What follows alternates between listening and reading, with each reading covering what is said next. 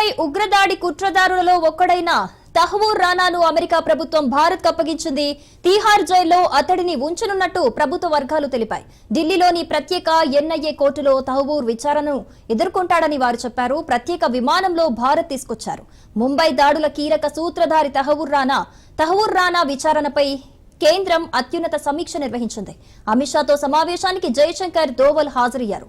ఇక భారత్ లో తహవూర్ రానాను ఎన్ఐఏ విచారించనుంది.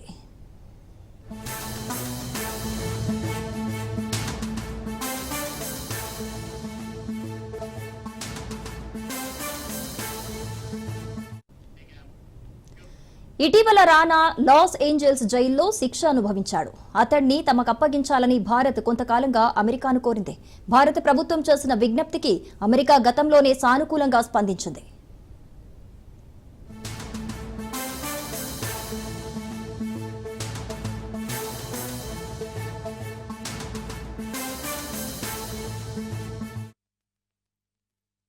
పదహారేళ్ల క్రితం అంటే 2008 నవంబర్ 26న పాకిస్తాన్ కేంద్రంగా పనిచేసే లష్కరే తోయిబా ముఠాకు చెందిన 10 మంది ఉగ్రవాదులు ముంబైలో మారణ హోమానికి పాల్పడ్డారు.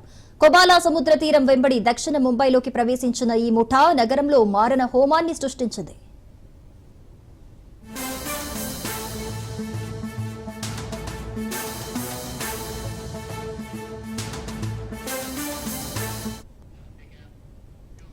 Chhatrapati Shivaji Terminus, Oberoi Trident, Taj Hotel, Leopold Cafe, Mumbai Chabad House, Nariman House, Cama Hospital తదితర ప్రాంతాల్లో దాడులకు పాల్పడ్డారు.